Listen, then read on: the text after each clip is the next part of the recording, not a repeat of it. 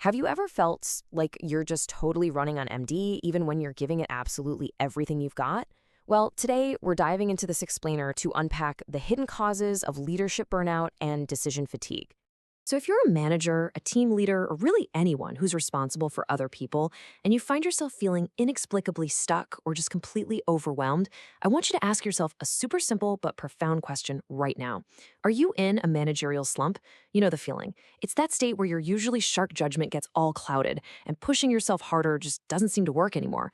To find the answer, and honestly get some incredibly unique perspectives, we're turning straight to the framework presented in Part 3, Chapter 2 of the book Power to Influence by Ryuho Okawa. The author offers this really distinct diagnostic journey that goes way beyond your standard business advice, taking a look at the holistic state of a leader.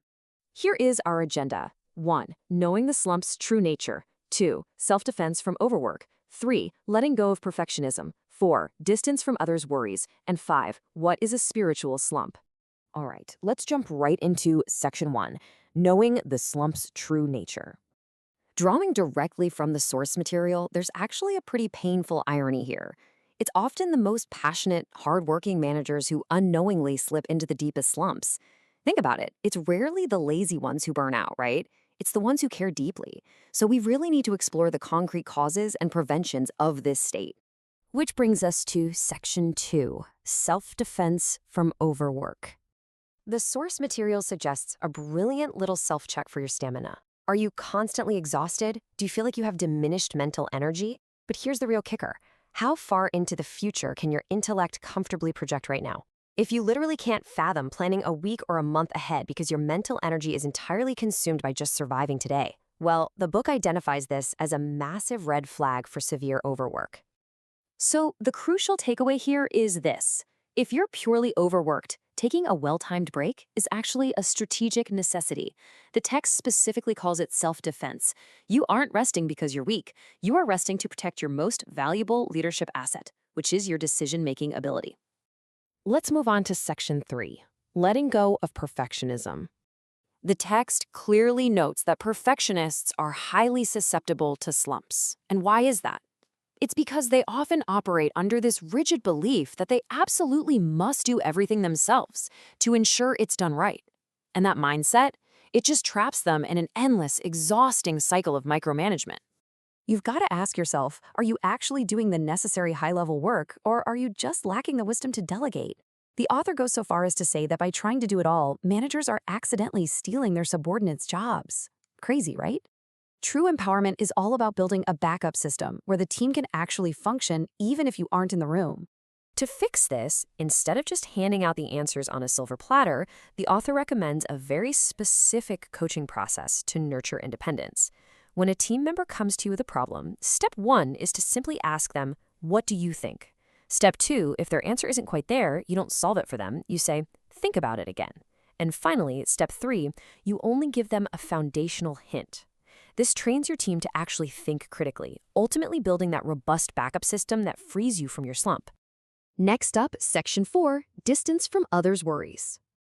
Look, managers naturally want to help. We're wired for it, but dedicating an entire month solely to a team member's personal or professional worries doesn't actually help them recover. In fact, getting completely swallowed up in their issues just delays their independence and totally stalls your own work. It's a lose-lose scenario where both of you just end up sinking. True leadership, according to the text, is about guiding people to stand up on their own 2 feet. Maintaining a healthy professional distance prevents you from being dragged into a shared slump. You're not abandoning them. You are giving them the space they desperately need to level up, which genuinely helps them so much more in the long run. And finally, Section 5, What is a spiritual slump? The author introduces a really unique perspective here, suggesting that some slumps aren't just physical overwork or mental burnout, but are actually caused by unseen spiritual influences. It's definitely a fascinating, unconventional layer to add to traditional management theory. The text defines this specific state as risho, which translates to a spiritual disturbance. The author posits this as a condition where a person is affected by negative, unseen spiritual forces. When this happens, it's like a leader's vision essentially turns dark.